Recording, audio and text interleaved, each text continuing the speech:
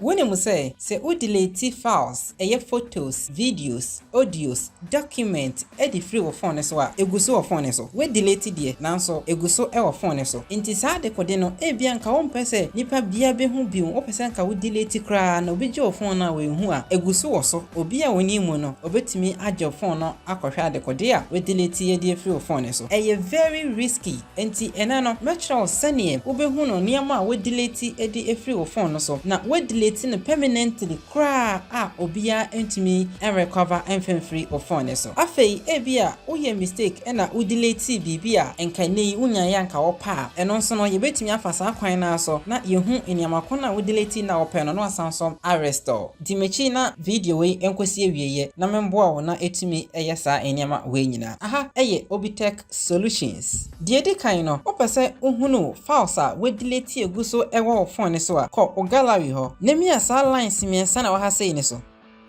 Na ko recycle bin. Hwe sa nema we nyina ye de me delete ne ya na me delete sa nema we mu nyina. Enso hwe ne nyina eguso e waha sei. Enti se na ye me se me delete no crowd the free system ni mu a obi je me phone na se nipa no e ba ha sen ye be hu se sa nema we e ye de me delete sen e bia e ya de boni bia enwo se nipa da se ni bia ehu a nka nipa no ehu no sa nema we nyina. Ohunu nema na we delete e de aba recycle bin ni mu a na we mia empty ne so. Na wako empty recycle bin.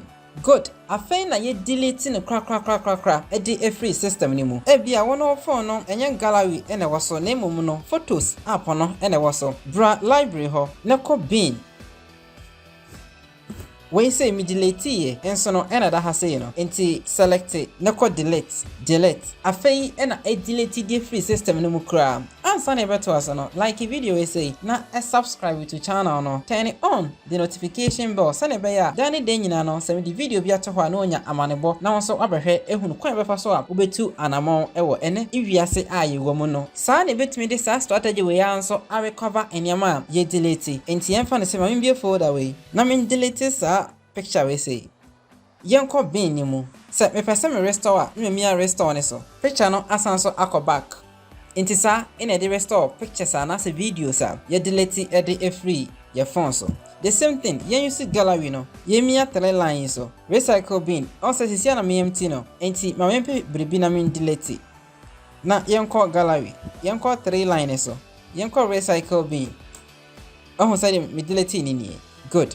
Inti umia we so a restore na restore good. Inti kwa befa so a on sabeka o pictures a we delete anka wo hia no ene pictures a on person ko bibe hu we delete ye na so store eguso ewo phone so enya pictures enko a either video ne mede kan ene wo ye eye default trash locations na ba ko besan so timi dia ye biem eye file manager say o file manager ewo phone so a my files na we mia 3 lines so no akọ recycle bin say we delete bribe the free file manager obehu no ewo ahase yen call the second option eno na ye advanced file manager app eno no ye beboa yen ama ya recover enyeme bia ya hwere ko Google Play Store na search for file manager no this particular one ina you see ni dia nka say file manager plus na give no access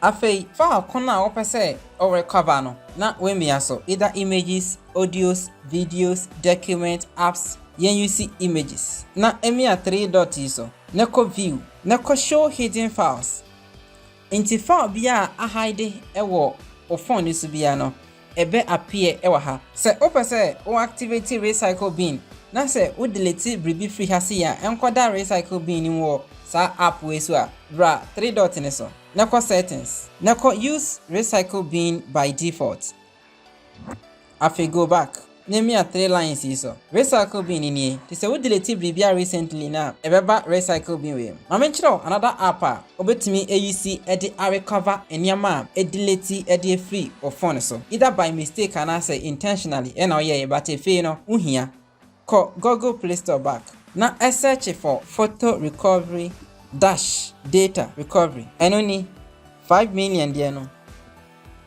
Let's start tie haye Mia continue with us and so. No close the add no. Next. Done. Okay, allow. No giving the access. Nebla back.